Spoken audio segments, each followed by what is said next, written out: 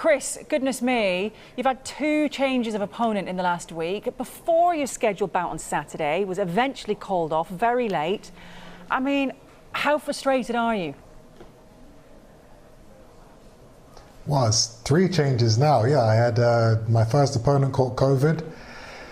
Second opponent failed a last-minute medical exam, and now I have a third opponent for next weekend. You know, I'm not going to say I'm frustrated. I understand. You know, sometimes you got to roll with the punches. No pun intended. This is what we've had to deal with it before in my career, and you know, it's something we have to deal with now. But you know, I'm ready. I'm fit. I'm in shape. Roy stayed on with me for an extra couple of weeks here in the UK, so yeah, we're fully prepared. Obviously, you have been preparing for a fight, so I mean, is it a case of you asking to get back out as soon as possible after the disappointment?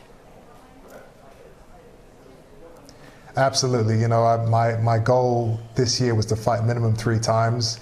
We're going to have a big fight in December, so we're still on schedule. I knew I had to be out this month to be able to still make that date in December. So, you know, we've got a very good opponent here, 28 wins, only 1 defeat, coming in from Germany. He's ready to go, I'm ready to go, so let's get it on, Newcastle. And Roy, how have you managed to keep him so focused with all this uncertainty around this? Well, you just have to understand, like you said before, this is the sport of boxing. When you're a professional, you have to do as professionals do. Sometimes there will be changes, sometimes there will be different things, but those are just hurdles. If you can't overcome those hurdles, then how you ever expect, or how would you ever expect to overcome the hurdle of being a world champ? So you got to overcome all the hurdles. What is that like when things are constantly changing? Obviously, training, I guess, remains the same, but because your opponent is different, does that not then make it more difficult because they're different kinds of fighters? Roy. Yeah, I mean, you know, before a fight, you obviously sit down, you study your opponent, you look at his fights, you figure out what his weaknesses are, his strengths, what you think you can exploit, what you think the best tactic is, and the best way to approach a fight. That's changed 3 times now in the last few weeks.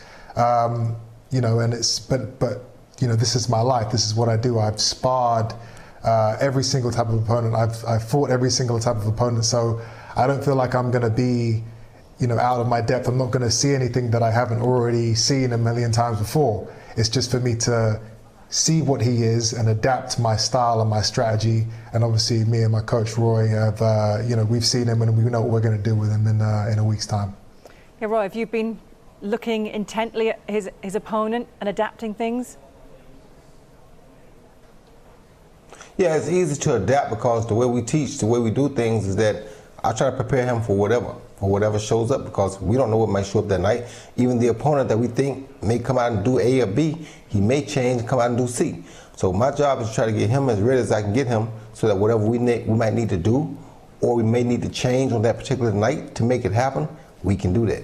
Yeah. Now, Chris, your opponent has said tonight you avoided a fight with him in the past because you were afraid. Do you know what he's referring to? What's he going on about?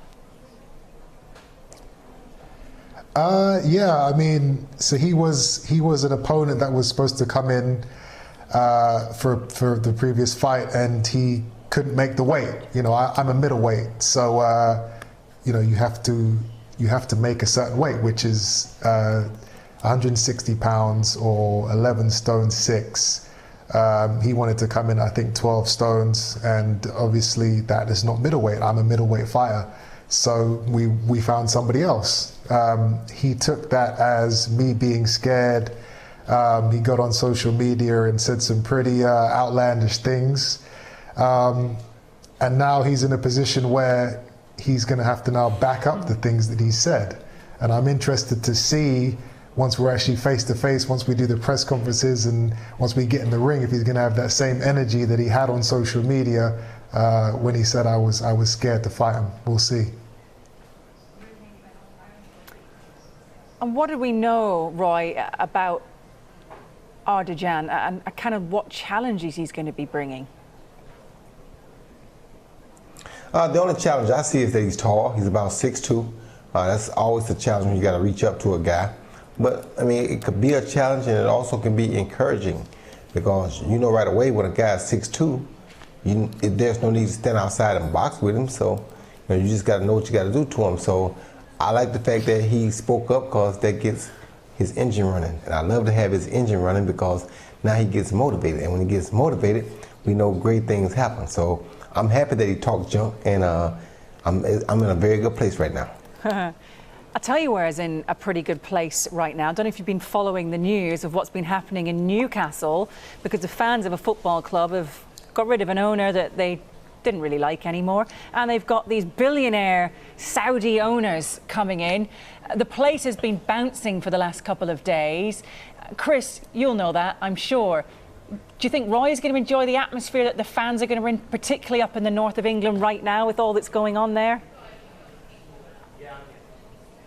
I mean, I love fighting up north. I've fought up there so many times, and yeah, you have some seriously hardcore boxing fans up there. They love their boxing, they love the fight, and the atmosphere, the crowd. It's always, it's always heated. They're always, properly up for it.